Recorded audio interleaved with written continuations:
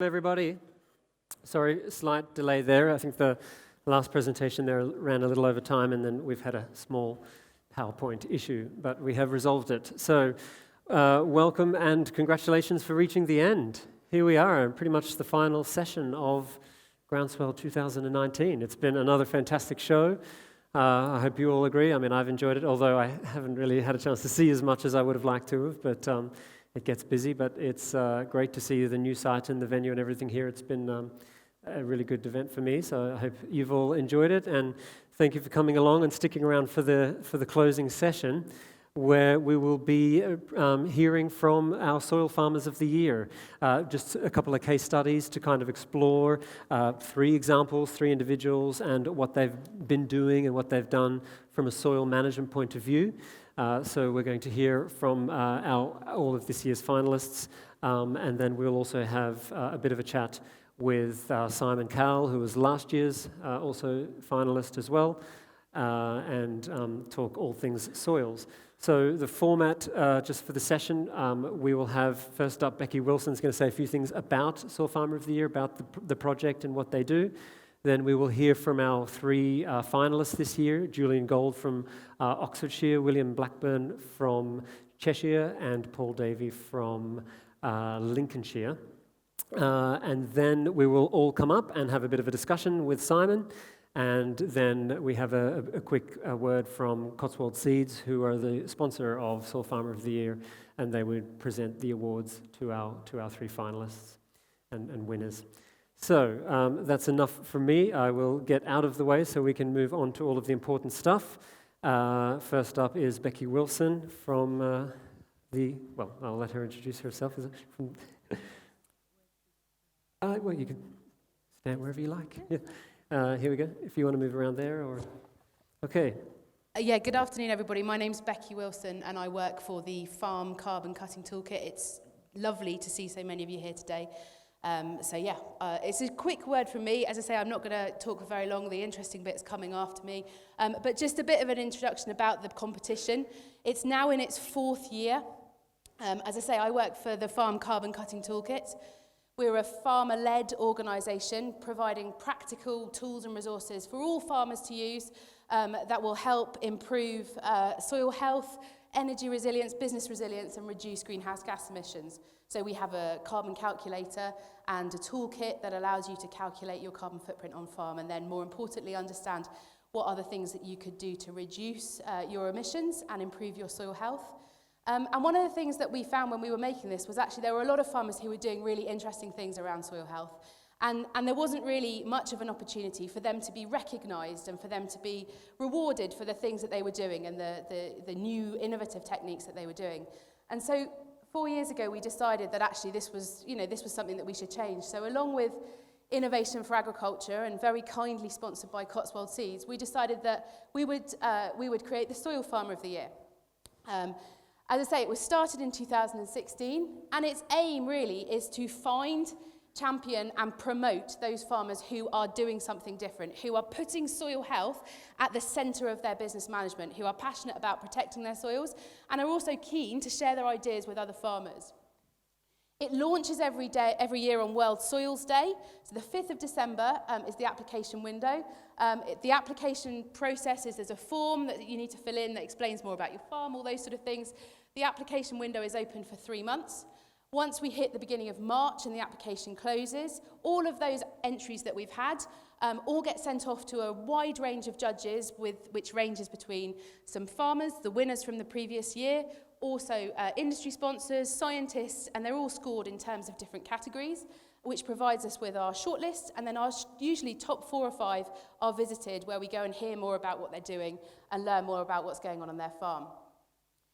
Cotswold Seeds very kindly provide us with prizes for our top 3 farmers, and also there's an opportunity to come out and see what they're doing and learn more about their management. So the farm walks is where the really interesting bit happens, really, where we hand the microphone over to those farmers and they explain how they run their systems and what happens on farm, and more importantly, how they're managing their soils in a way which doesn't just support environmentally, but also provides them with a resilient business model moving forward. So there's lots of opportunities to literally dig deep into their fields and see what's going on, look at soil structure, understand the machinery and all those other bits and pieces. So it's a really good learning opportunity, and it's an opportunity to really understand how people are managing their soils and share ideas and create a network moving forward. You'll see quite a few people. These are some of the people that have won it in the past. A lot of them have been speaking over the last couple of days. As I say, all really running different systems, different soil types, all those sort of things. So we're open to everyone. It's not people who are just arable farmers who are running no-till systems. We are open to everybody. Anybody who has a passion for soil health is welcome to apply. So yeah, all of these guys are ones that have been winners in the past. And just to push, so the 3 farm walks that we've got coming up, we've got one happening with Paul Davey next week, and then the following week, one in Cheshire and one in Oxfordshire. So please come along. They're really good events, and you'll hear more from the farmers now in terms of what they're doing. Thank you.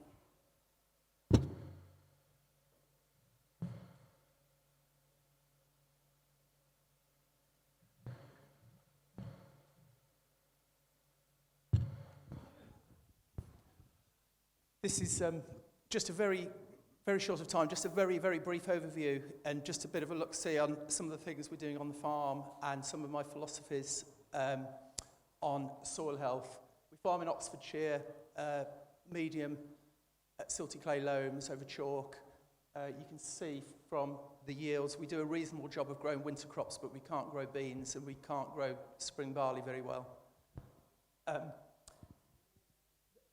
The farm system is very focused on soil health, and I don't think I do anything particularly. It's quite humbling being here today because I feel a bit of a fraud, really, because we haven't even got a no-till drill. But what we try and do is bring everything together and have a system which sort of works and puts soil at the centre of our farming system. And to me, it's all about photosynthesis. The first big thing, it's all about photosynthesis. I want to get that carbon out of the sky and into the ground. So it's about growing high-yielding crops. It's about growing cover crops, and then once we've got the carbon into the soil, it's minimising cultivations and letting the carbon stay there in a stable form. The other thing we're trying to do, and it's causing me a lot of pain, is trying to incorporate all of our residues. We're trying to farm in such a way that we're not baling anything, so we're trying to grow crops after chopped spring barley straw and chopped winter barley straw, which causes a lot of problems. We've run a controlled traffic system which tries to address the problems with big heavy machinery and tries to keep the soil structure intact. But obviously, I've put them up there as 2 separate things, but the whole thing is all interrelated. So with my carbon strategy, I'm sort of ending up with 2 systems in my head that I'm visualising. I've got the root exudates from my cover crops and my high-yielding crops. I'm punching those into the soil, and I'm minimising my tillage and hopefully retaining those as stable carbon. And then we're trying to put a lot of residues into the top, and that's giving us a bit of carbon. Fair enough, we're losing a lot to the atmosphere, but also it's priming soil biology, and it's acting as a nitrogen sponge, turning inorganic applied nitrogen into organic nitrogen, which will then become slowly available.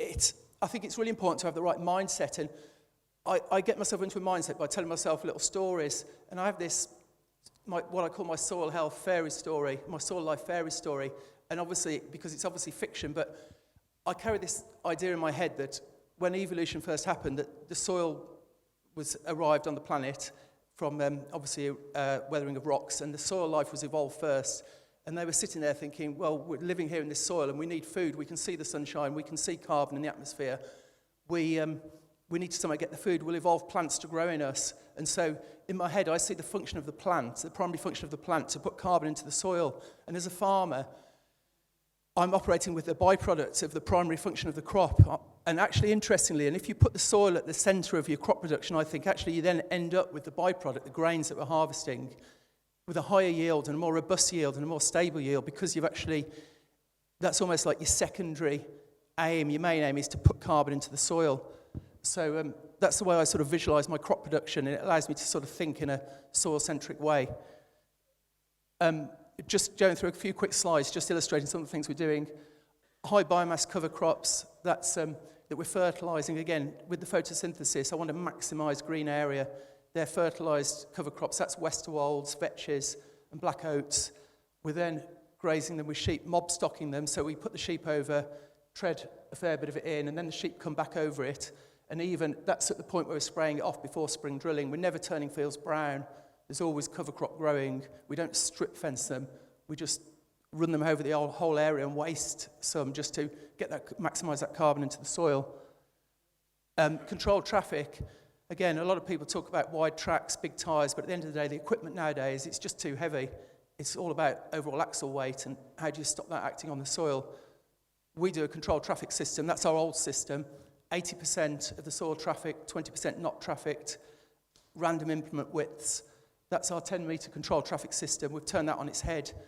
80% not trafficked, 20% trafficked.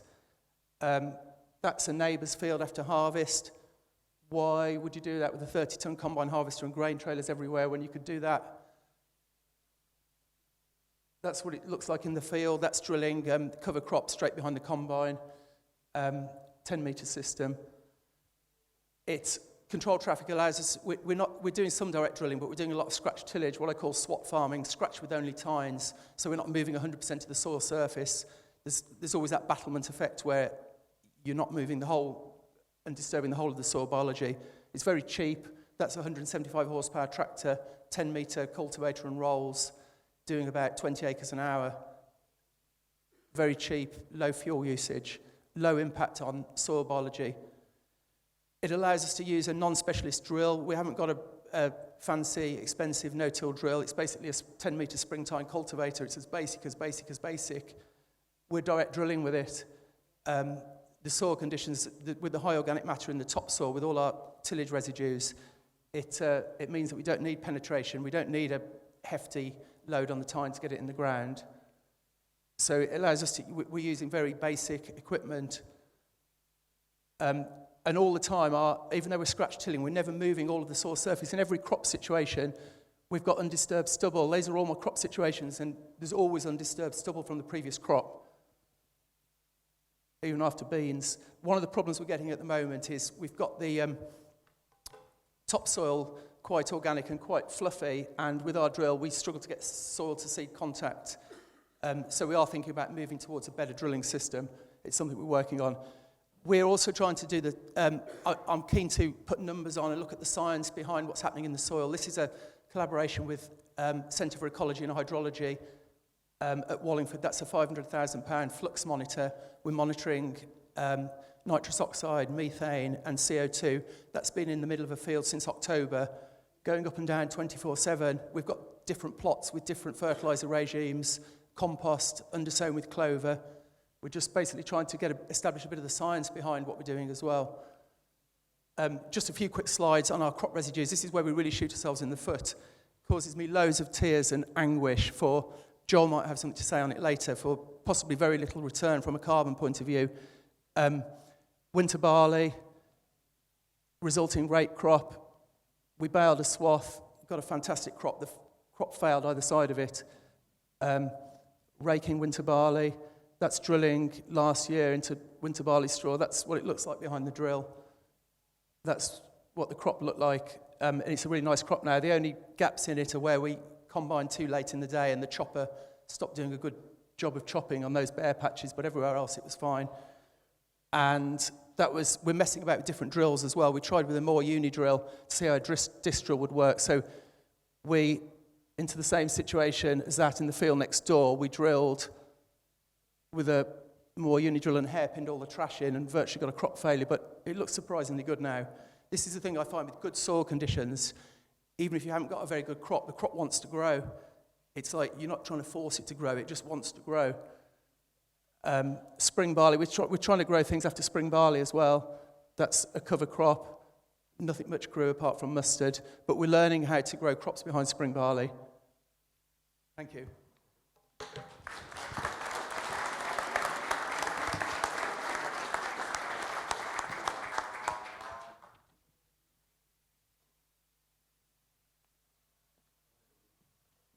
Hello.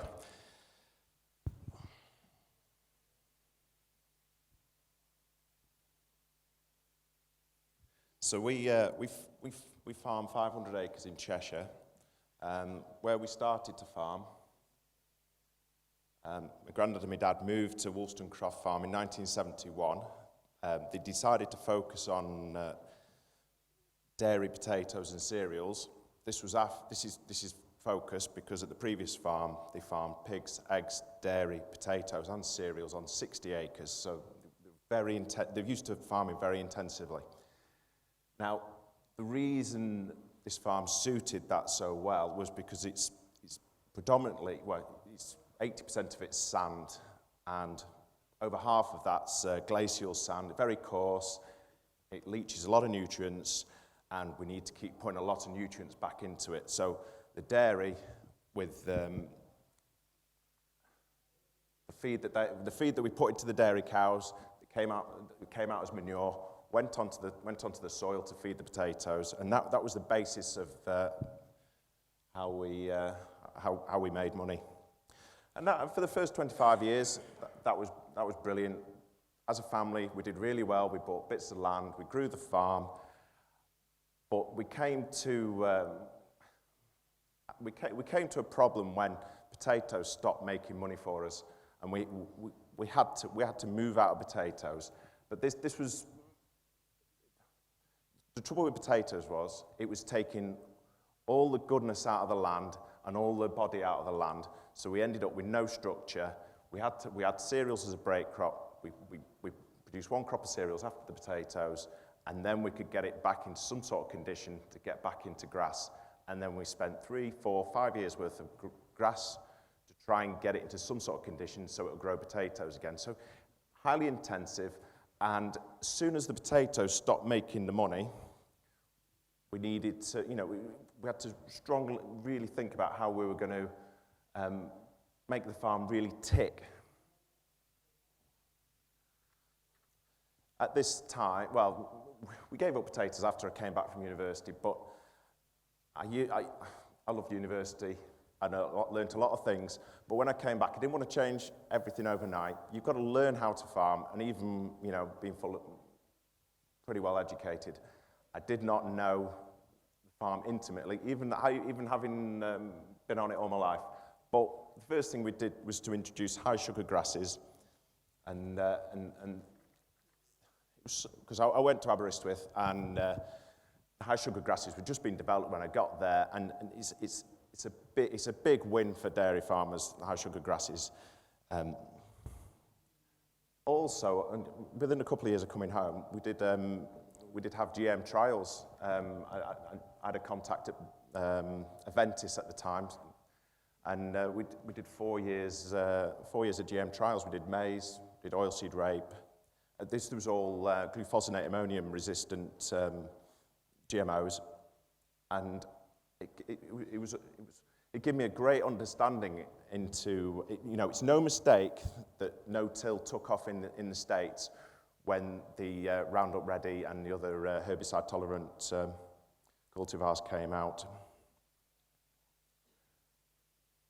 The other, obviously, the big focus of the farm is the dairy cows, and we also came to a turning point when we were breeding black and white cows, generally very Holstein-based, and we came to a point where I was breeding these cows, and 33% of the maiden heifers didn't make it to second lactation, and this was, if I have to carry on like this, I'm not going to be a dairy farmer because I'm not comfortable doing dairy farming in that sort of way. So from that day on, we bred 100%, we crossed the herd 100% to Swedish Red, and then we developed that into the Procross herd, where we use the Montbéliard for a third of the component as well. So since then, we've had 5 lactations per cow instead of 3, and on average, and it's just a wonderful way to farm with fertile cows, and it's led us down further, led the business further along the road to sustainability. When we dropped potatoes, all sorts of opportunities arise because you've not got that soil-destroying component in your rotation. University was a bit hopeless on this. We had one well, it wasn't even a full lecture on direct drilling. And, basically, it happened in the 70s. It was a fashion. It went out of fashion. But I'm very interested in doing things the easy way. And whilst on holiday in Australia, visited friends who farm out there, and you could see everyone was growing crops with either like a wide bottom coulter or a knife coulter, and it was just like one run. It was ridiculously low levels of glyphosate, then in with the drill, and ridiculously low water level. It was something like 600 mil of glyphosate and 30 litres of water per hectare, but it worked for them. But the seed was sown in my mind that there was a better way of doing things. So, what do? You get knowledge. That's and some of these books had, obviously some are more recent, but read up and just get to know the subject. Plenty of online resources, and this led to a drill purchase. We purchased a Moore drill. It was 30 years old at the time, but rock solid, and tried and tested, and parts were available easily.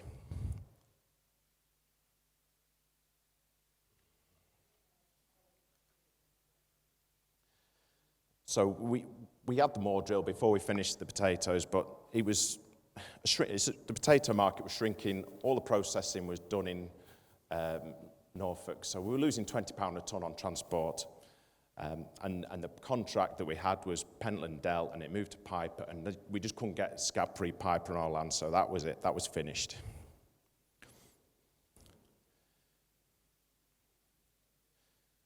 The other thing that happened with the potatoes was the muck we had from the dairy herd was focused on the potato ground. As soon as we didn't have to focus the muck on the potato ground, we could alter our thinking as to where we put the manure to return the goodness back to the ground. So we went from focusing on, say, 20% of the ground up to just trying to get it across nearly 100% of the ground. And we still needed a break from grass, because grass, you've got to get out of grass to clean up. It's great, if you get a corn crop, it's great at cleaning up docks and hopefully reducing the pest burden.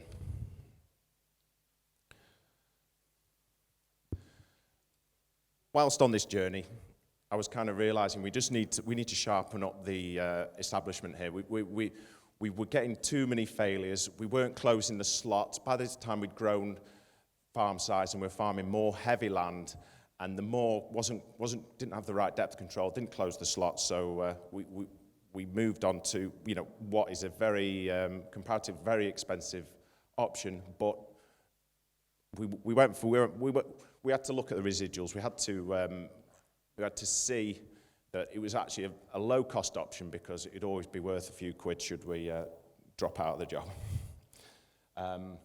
Yes, and the other thing, keep learning. Make sure you know how to use it before you have a look at these things before you do it. One of the best things I did was to attend a drill tutorial taken by Simon Childs.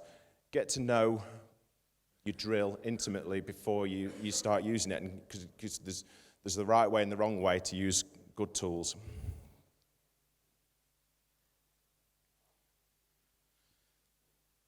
So yes, so in the meantime, we now got to 300 cows.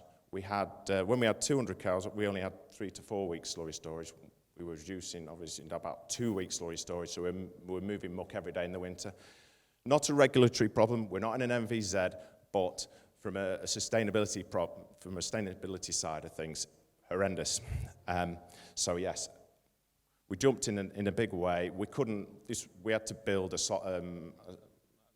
solid store. We couldn't dig a hole. We haven't got the right type of ground or conditions. So yes, we sank a lot of money into a store. But we made sure it had plenty of storage, so the whole winter's muck can go into that, and then we can apply it at the right time.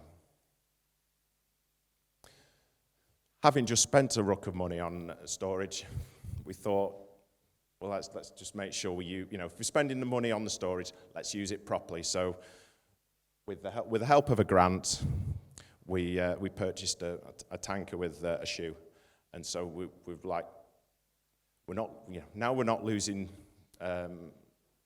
nitrogen to leaching, and we're trying to make sure we don't lose nitrogen to ammonia into the air. So this for me, this was the point where I thought, right, yeah, we really have circled circled everything.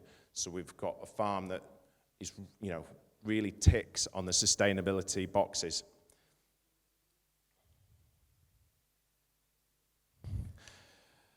We're struggling with weeds after grass, and from nutrient lockup was a big problem.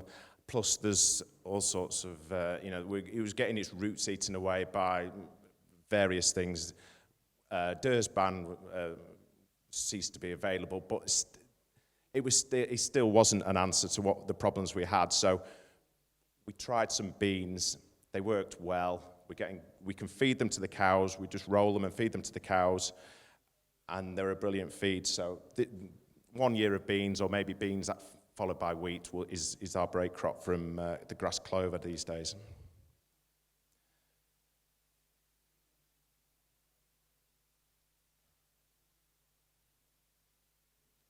So yes,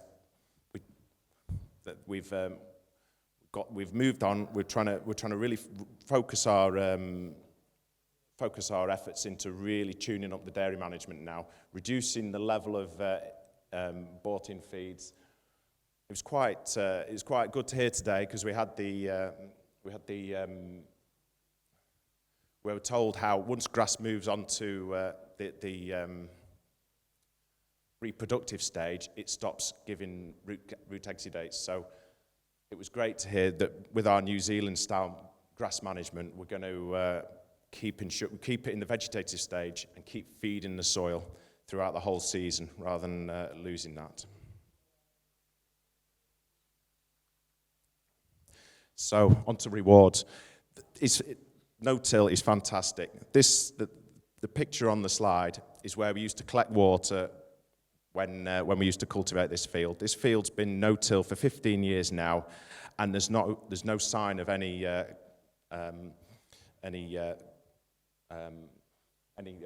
water damage from, the infiltration rates are brilliant. And on the same field, this is our heaviest field that was in the arable rotation. The quality of the soil is absolutely it's just completely changed around. We don't have stones on the surface because the worms take the soil up and the stones disappear. And I tried to find the stickiest, nastiest bit, and it's fabulous soil now. But yeah, the first 10 years are the worst. Thank you.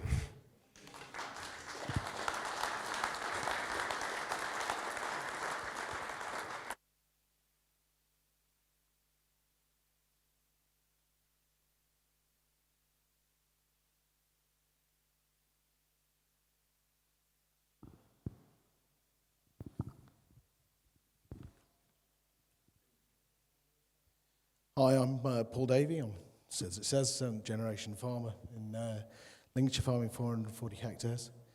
We're alongside the River Humber on some quite foul marine clay, and up on some very nice land on the Lincolnshire Wolds, which both of them, and both types, with some nice land in the middle, creates slightly different challenges as we go along. We've farmed in Lincolnshire since 1750s, and in each generation there's been a farmer, or lots of farmers, grandfather, and you can get 3 people on a class combine if you try hard enough, and but only one of them's working, I think, or taking a photograph. My father ran cattle and sheep until 1963, so it was very much a mixed operation. That there was a lot of hoof run over the farm, and but the winter of 1963 was horrendous, and he lost a lot of inland mews. He found that the technological advances in agriculture were moving on in the arable sector, and he found the whole thing looked a lot less risky. The 70s, 80s and 90s saw probably the biggest changes to our farms when the hedges came out, the ponds came out, and the land was drained. The arable area expanded to 950 acres, but with that came a 29-mile gap between the farms.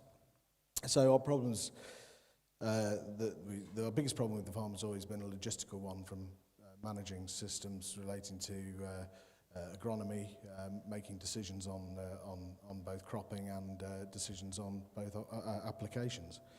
The soils, as I said before, range from sort of coastal clay to these calcareous, silty clay loams, and these have the contrasting characteristics of them are that some stay dry when it's wet and others stay wet when it's dry, and I'll mention just how wet some of them can get in a minute. The early 80s saw a venture into prairie farming, which is up in the top right-hand corner there, and what could possibly have gone wrong driving around with your father in a Renault 12 estate with a 47-kilogram bulk propane bottle in the back whilst we were setting fire to stubble. It was a very easy, simple system. It's a quick pass with the Wilrich Tyne cultivator, gramoxone, and the drill. There were no slugs, no flea beetle, no blackgrass, no hedges, no infield trees, nothing really. It all went. But it was a simple system, and we sort of say the fertile soils generated really great wheat yields. But I think they still remembered the hooves from the 60s, and that was the bit that we were slowly getting out of in the 80s. And we ended up, slightly blurred on a bigger screen. That's a lot of tractors in a relatively big field, whacking as much metal into it as it can with a huge amount of diesel, which is potato production in the early 2000s. Although before we got there, the slightly falling price of cereals in the 80s saw the grass seed production return.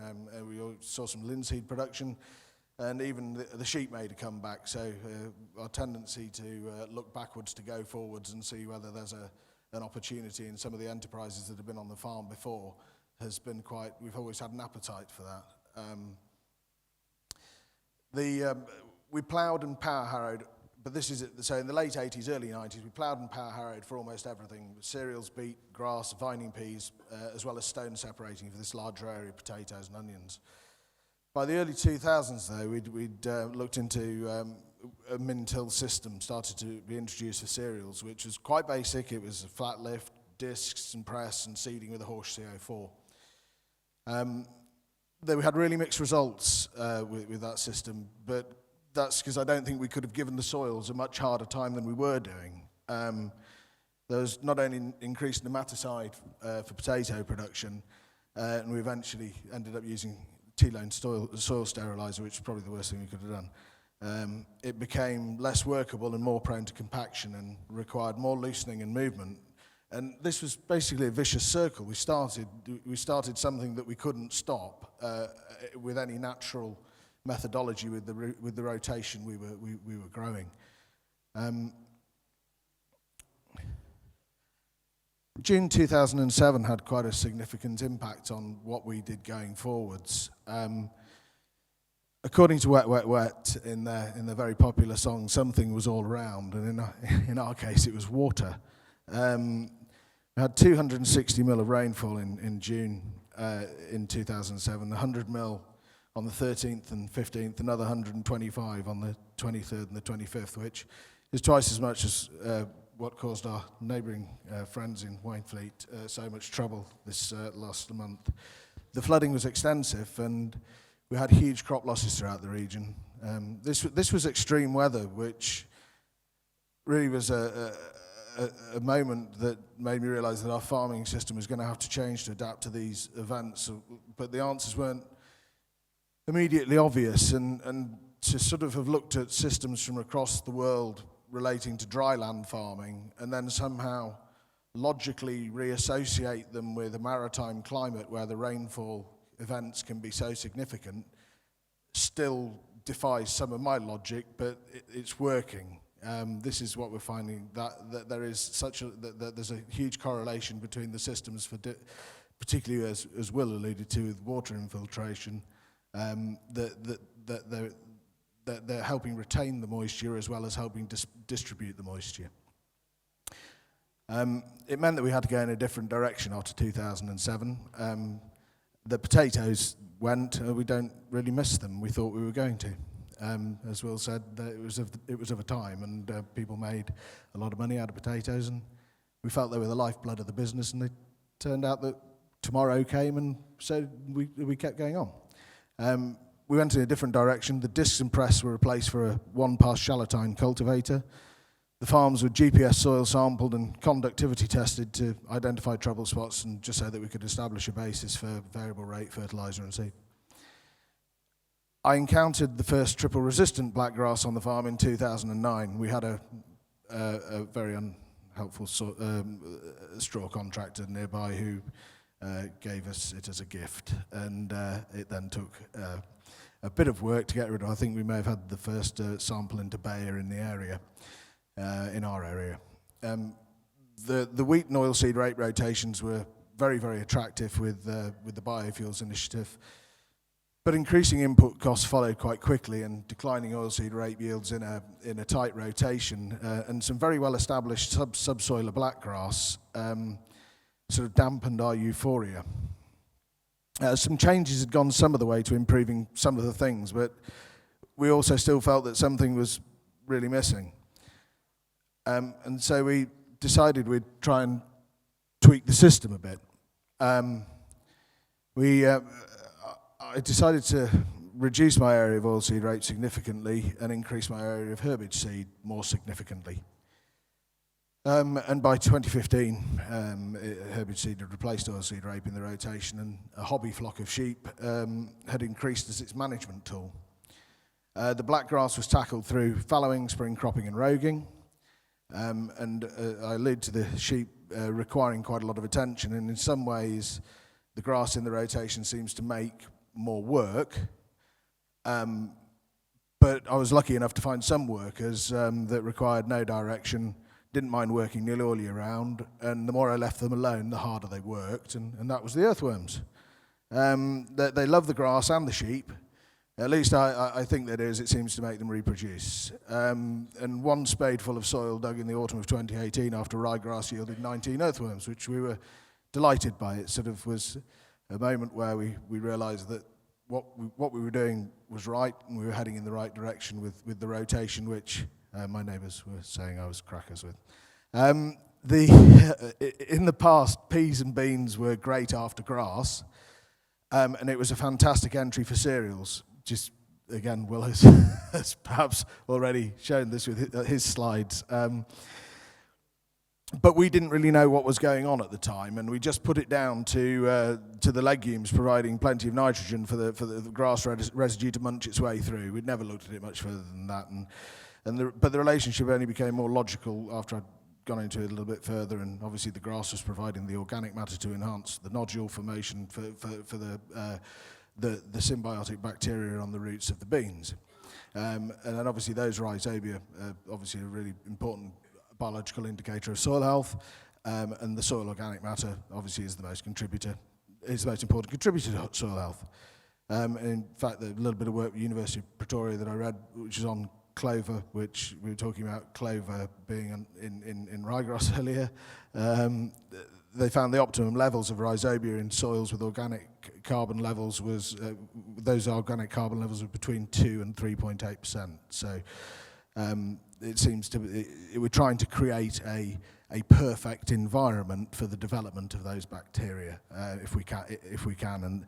And although we're looking at the symbiotic rhizobia on the bean roots, we are also hoping to do some work with some people looking at the potential for those roots to host free living bacteria, and finding what crop or cover crop suits those is an area of interest for me now.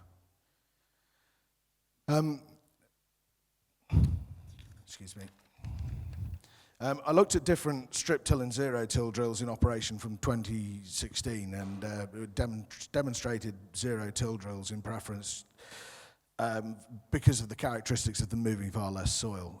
This is ryegrass drilled directly into a spring barley stubble, we weren't quite brave enough as Julian to chop our straw and have a go at drilling ryegrass into the barley, but it does leave a very clean. It's a clean operation, and the grass obviously is able to then build up some of the organic matter that we were perhaps losing with the straw that was taken off.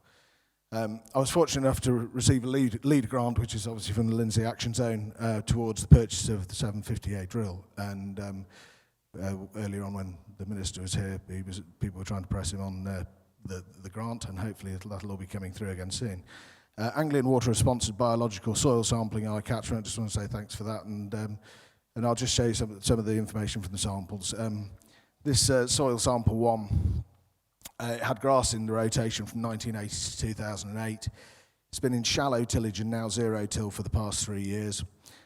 The soil organic carbon itself was 2.3% at 10 centimetres, and the soil assessment score of 72 is calculated from a selection of biological, chemical and physical results. The crop in sample 1 was Skyfall second wheat. We found the canopy was even and the roots passing to depth unrestricted. There was very little impact from the surface travel during establishment, which is the fundamental tipping point of year 1-2, where we did actually find that there was quite a bit of surface restriction, which again affected the rooting and the canopy, the way the canopy looked of the crop. Sample 2, which is slightly different. This farm had been frequently ploughed for potatoes, onions, vining peas and cereals. The soil organic carbon was 1.2% and the soil assessment score was 49. We had a field right next to it, just over the hedge, and the sample from there has had grass in its rotation, and this is obviously my favoured tool for bringing soil health back into the farm, and it's been zero tilled for the past 2 years. There was little difference appeared in the soil organic carbon, which doesn't surprise me, it's had years of being ploughed out.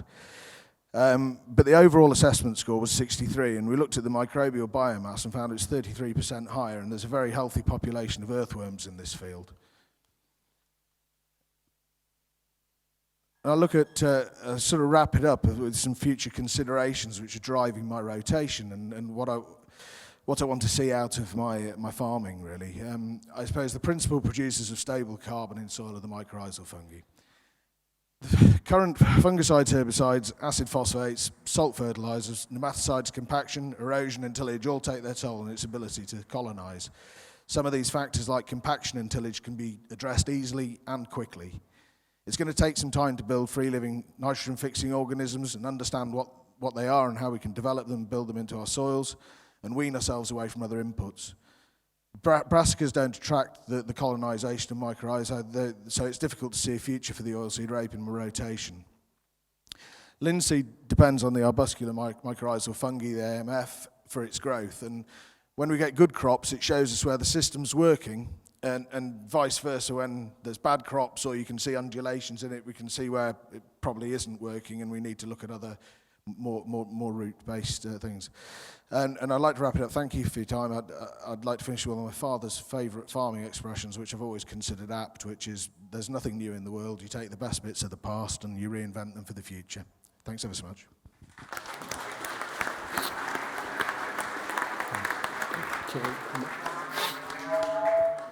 Okay, thank you to our soil farmers. I'm mindful of the time. I can see we've gone a bit over, and of course we were a bit unlucky to start a bit late. So let's try and have just a quick conversation perhaps with our current winners and a few quick questions for Simon. And we'll kind of keep nudging through the program perhaps a little quicker. Is there enough chairs? Yeah, there's another one up here. Lovely, thank you. Yes, it's already 5 o'clock. So, thank you all very much, all very interesting. If I'll just start with you three first. I asked this question yesterday to my panel, and I think it would be interesting to know just also, was there a particular moment in your careers was there a certain spark or a certain something that happened that really sparked your interest in this real key focus on soils and soil health? Maybe a book you read, something you saw, another farmer, an event, What was a light bulb moment for you in terms of soil and soil health? For our three. Yeah, I think I was always soil focused. I was brought up on a small farm in Warwickshire, and my dad was always very fond of telling us all the time it was the only bit of grade 1 soil in Warwickshire. There was a little dot in the middle of the soil classification map that was our farm. And so I grew up with really good soil. And then in my teens, in the 1980s, I went to work in West Australia, and I realised that they were growing crops in this stuff that looked brown, and it was, if you could push apart the stones and the mallee roots, you could find a bit of stuff that looked a little bit like soil, but it was pretty dire, and I realised that there was soil and there was soil. Made you feel very lucky. For me, it was when, similarly, it was when I visited Australia, but New South Wales this time, and they had a bigger variation in soil, some blacker soils, some very heavy clay soils, and it didn't matter what it was. The economics dictated that they direct drilled, and it set the seed, and then I just had to learn how to transfer that over to here, and because there's just no university or college education on such things, so you have, you're left learning. Well, we were left learning ourselves, and we got there. Yeah. I think mine goes back to the slide where there were lots and lots of tractors in the field, and we were burning a lot of diesel and wearing a lot of metal out, and we ended up in a place where we were actually harming the earthworms and what was going on in the soil. We found after 2 or 3 years, after we'd T-loaned for PCN, we were struggling to get anywhere near our average yields on the farm. There was something fundamentally flawed in what we'd done. There wasn't a textbook to tell you how to rectify this problem. All we could do was get a rotation in place that suited bringing back some of the for starters, the earthworms, and I think seeing the earthworms coming back was a part that really put a smile on my face, and realised that we were heading in the right direction with it. Nice. It sounds like if anybody is looking for an inspiration to get into soil health, they need to take a trip to Australia. Common thread there. Go look at some difficult soils. I mean, on the point of difficulties, some of you all touched on various challenges that you face, or perhaps comments from neighbours, or that social element, the social pressure, or just you mentioned you had an early start into no-till and then came back into it. So how, for each of you, I'm sure you face various different challenges. How have you, back to you again, Paul, how have you kind of overcome some of those difficulties, particularly in the transition into no-till? I think I was very fortunate that I happened to be taking grassland off neighbours, and we were moving the sheep about quite a lot just to get them through summer grazing, and I met one or two really terrific guys who are into soil health as well while we were doing it, and we were chatting. They were supportive of what we were trying to do, and also with wanting to bring livestock back into arable systems. Everybody that I spoke to who was like-minded really believed that was going to make a fundamental difference, particularly to very thin chalk soils. And I think that what we can easily do is that we can maybe listen to the detractors too much and not be single-minded enough and keep carrying on. I think we can possibly not allow ourselves to run out of steam when things don't go right, and sometimes try and enjoy your failures, because they're the thing you're going to learn from the most, I suspect.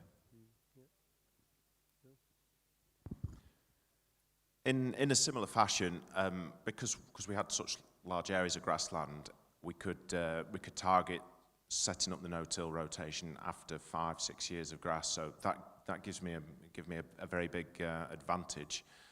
And so we had the basic soil structure there. We just had to deal with the pests. And over numerous years, I'd be having some wheat that looked great on the headlands and rubbish in the middle. The wrong way around. So just through learning, bringing rotation, different things into the rotation, we got there. And I was reminded this year when we grew maize on another farmer's land, and then we had a fantastic autumn, so we established wheat after this maize.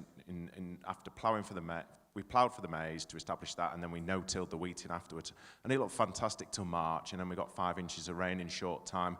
And we realised the limitations of the early stages of converting your land into a healthy state at that point. But, you know, we'll get there. I think my biggest difficulty, as I mentioned in my talk, the fact that with the focus I've got on the crop is there primarily to feed the soil, and as farmers we can just take the byproduct, which is the smallest possible part we take, which is the grains, and that forces me down the route of philosophically putting all the crop residues back in that I can, and it's caused me a lot of grief particularly trying to grow crops after chopped winter barley straw and particularly chopped spring barley straw. It's cost me a lot of lost income in straw sales, particularly last year, but I've got a system where I'm not bringing any external organic matter in, and I'm trying to maximise my carbon sequestration, and I realise that actually it's probably a lot of effort for very little carbon gain. It's caused us a lot of grief and a few crop failures, but it's doing other things as well. So I'm persevering with dogged determination, and we're learning how to grow crops in those situations. It's very much a soil biology primer, I feel, the crop residues, because it's forcing the soil to work. I think that in some ways, if you put a big loading of 10:1 CN ratio humus in the soil biology, this is a gut feel rather than scientific. You might say I'm wrong. The soil biology sort of thinks, oh, we can go back to sleep, lads, because this is easy to assimilate into the soil system.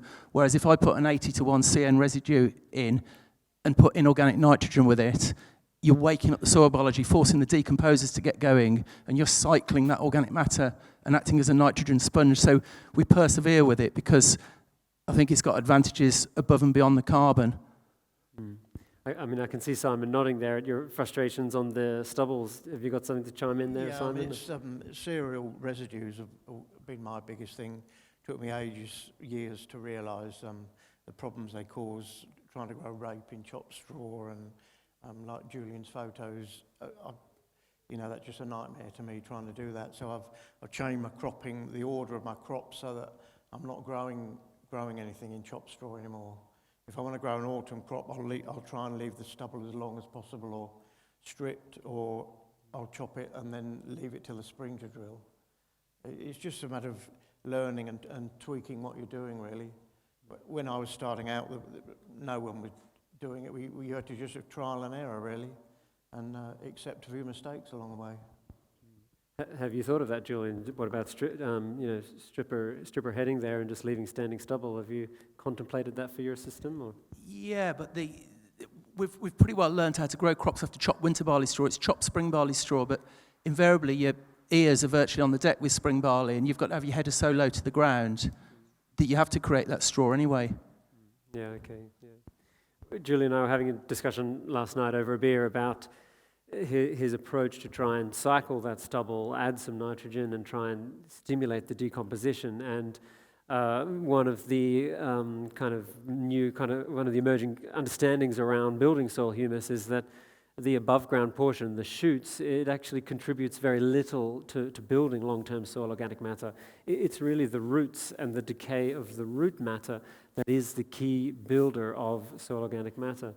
So although you're making a very conscious effort there to balance that carbon to nitrogen, put the accelerator on there and stimulate that decomposition, being that it's sitting on the soil surface, it is very likely that a lot of that carbon is also just going up back into the atmosphere and not necessarily building humus to the true extent that you obviously would like to, but that you think you would based on that sheer volume of biomass that is being left there. It's not the most efficient way by any means to be building soil humus. It's all about roots. Joel, I hope you don't mind putting in, but I did find a few years ago a ryegrass crop that I grew undersown in spring barley. It got late, of course it brackled, it was ears on the ground. The grass was growing through the barley by that point. It was a pretty inclement spell of weather. And we went in and stripped it. Obviously it was coming ryegrass, so that was, we then it was stripped beautifully. When the ears are on the ground, it's been witnessed by one or two people in the room that saw it was a really sensible approach that particular season. We collected up all the barley that was there. The ryegrass then grew through it.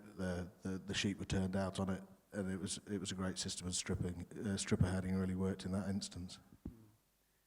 And well, perhaps if we could jump over to Simon quickly, just for a minute. I'm mindful of time, but I mean, Simon. Hopefully, some of you have caught some of Simon's talks over the past few days, or certainly follow him on Twitter. He's doing a whole host of really interesting things, certainly to me, and I now just need to narrow down what I kind of wanted to ask, because there's lots of things. He's doing some interesting work on seed saving, reduced fungicide trials, reduced nitrogen trials. And so if you don't follow him on Twitter already, please do so, because he's really experimenting with a whole host of really fascinating things. But I think we were just discussing also a little bit over lunchtime there, perhaps your seed saving element, I think, was something that I was thinking was super interesting. Would you mind kind of sharing with everybody just a little bit on what you're seeing with your home saved seed versus some of the other variety trials? About the blends and Yes, yeah. yeah. Well, a few years ago, I mixed up, started to do a blend of wheats mixed together with just the idea of trying to slow down the spread of disease through the crop. So if I picked 4 varieties of wheat that weren't related to each other, completely different genetics, and just mixed them up. I couldn't see any disadvantage from doing that, and so I saved the seed from that block, and I've saved it for 5 years now. I've done a few variety trials for seed company, and my mixture always seems to come out higher yielding than their new varieties.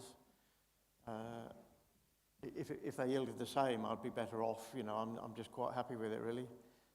It's just sort of diversity. I save the seed, and I'd often test the grain for any disease, and hardly ever put any seed dressings on. So what that means is I just clean up a whole load of seed, a few trailer loads of seed, and then I can drill at any seed rate I want, as much wheat as I want to. If it comes wet, it doesn't matter if I haven't drilled it. It can just go back on the heap. And you're also doing that same variety trial of your saved seed versus some of the traditional varieties. You're repeating that this year on your neighbour's farm to look at how those varieties will perform under different management. It's possible that by continually saving the same seed, that started off quite a bit of diversity, that it's adapting and performing better on my own farm, and as it yields higher, so it's ongoing. So we've got a variety trial which we're repeating on my neighbours, and I'm interested to see if the mix that I've evolved is going to perform on his the same, or whether it's just specific to my system and my soil now. The argument there is that this whole idea of seed saving is that the more we save those seeds, the more that variety gets fine-tuned to your particular soil type, particularly the microbiome in that soil. So the more successive years of saving that, the more that variety can perform better and better over time as it becomes more and more accustomed to the microbiome, the genetics in that microbiome, and it carries those genes in itself that get most activated, that most communicate based on that microbiome. They get carried through into the seed, so that the next generation is more refined. It's more rehearsed at speaking the language with those microbes, and you can we see those benefits ongoing. And Simon's been doing that for 5 years or so now. So I think we all follow with interest to see how that translates, but also then how it compares to a higher input system as per your neighbour, and whether or not we're short-circuiting that language that they've learned there, that potential to kind of communicate to each other. We're all sort of led to believe by seed breeders that you need to get onto the newest varieties to get the best, highest yields and the latest technology. But because I've done these trials with them compared to other varieties, they're not yielding any more than a mixture of older varieties. And so that's given me confidence to not worry about buying new seed, to just carry on and try and improve my own seed. Very nice. Okay, perhaps a comment from each of you. Here we have last year's and this year's winners and our other fantastic runners-up, all soil farmers of the year in their own right. Would you, for anybody out there who might be thinking of applying for the Soil Farmer of the Year next year, any thoughts of the process, any advice to them, anything you'd like to share from your experiences of how the process has been? Simon, perhaps you might like to answer that question, particularly since winning, but maybe you guys, in terms of maybe the process or the application, that kind of thing, in terms of advice to anyone else thinking about doing it. It's just been so interesting. I've had loads of people come around the farm and look round, and that's good for me because we have a discussion about things and talk about things. They give me some advice about what I'm doing, and it just opens your mind up to all sorts of ideas. And I've been out and given talks to various people. This time last year, I'd never given a talk to anybody at all, but somehow I seem to find that I could actually do it, and it's been really enjoyable, just meeting like-minded farmers, and yeah, great fun. Awesome. Yeah, I mean, I think, coming from what you said, Simon, I think this whole regenerative ag thing and soil health thing, it's all about talking to like-minded farmers, and it's just a way of getting out there and just interacting with people that are trying to do the same sort of thing, and it's just buzzy, and it just gives you the enthusiasm that what you're doing and the approach you're taking is the right way to go, and it just gives you the confidence and enthusiasm just to carry on with it, really, and move forwards a bit more, especially like shows like Groundswell today. It's just given me loads of ideas to actually keep moving on forwards. I agree with everything you said. I think I find things like this just invigorate your own attitude towards your own farm, and it's good to keep getting new targets to hit and new lines to follow. It keeps life interesting, and there's just everything's very positive about it. And going forward, don't be afraid to make a few mistakes. Keep going. I promised the guys to the right I'd just go what they said. But I think the Soil Farmer of the Year, nobody should think that there's a template for it. It's the fascination of all the different systems that you encounter, with the people that you meet, and everybody's doing something differently. It's finding the thing that you do that you're going to find someone's interested in. And that was a bit of a surprise for me, sort of beavering away in Lincolnshire, that what I did was interesting to the judges, the panel, and the people that I meet and continue to talk to it about. Fantastic. Thank you very much, of course, for all sharing your stories. It's always good for farmer to farmer, and exchange and knowledge sharing is so important. So I'm sure everybody here really... Oh, have I gone out there? If we could invite Sam Lane up from Cotswolds next. He's going to say just a few quick words and present the awards to our this year's winners. There you go, Sam. Okay, yes, good afternoon. I'm Sam Lane, Technical Manager at Cotswold Seeds, and we're really pleased to present the Soil Farmer Award again this year.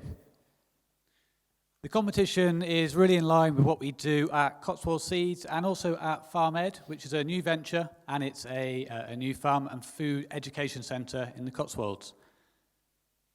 Soil health has a huge role to play throughout farming, as we well know, whether it's integrating deep-rooting legumes in short-term cover crops, or whether it's longer-term fertility-building lays.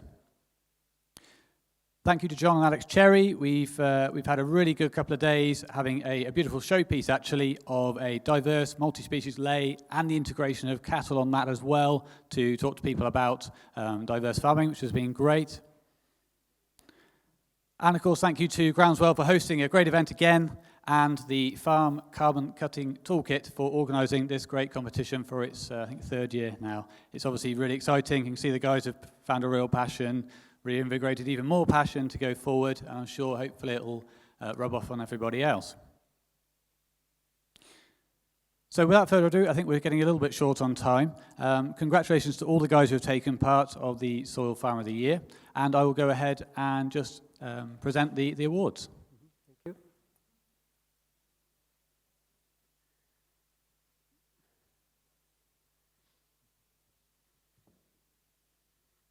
Thank you. Thank you. Okay, in third place, Paul Davey. Congratulations. Well, really good story.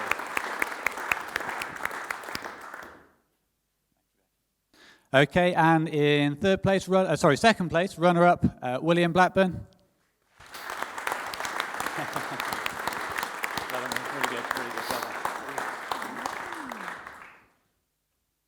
And finally, somebody I know personally, which is really nice. I've been around his farm and seen the system in action. It's a really forward-looking one. He's been doing it for a long time as well, so he's really stuck with it.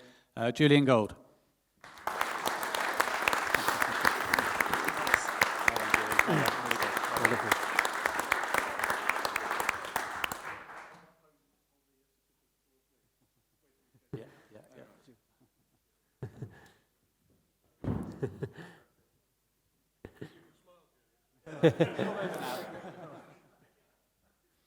Okay, with that, we will close the session. Thank you all very much and for your patience, for sticking around. I hope that's been enjoyable. Again, thank you to all of our panelists. As Simon, as you mentioned, these guys are farmers. You know, you're not speakers, it's not your profession per se, but you've all done a fantastic job to kind of share your stories and your knowledge. And as I say, it's that farmer to farmer learning that is so important. It's why everybody's here at this event, to exchange ideas, to learn from each other. And I think the Soil Farmer of the Year is, of course, a fantastic vehicle which, of course, facilitates this dialogue and discussion around soils and soil health and good soil caretaking, good soil practice. So I think, I'm not sure if this exists in anywhere else in the world, actually, the idea of a Soil Farmer of the Year. Is it? Have you come across it elsewhere? Or I certainly haven't, so it might be quite unique to here in the UK. So I think that's also a fantastic initiative in it itself. So thank you to Becky, and please join me in thanking our panelists today.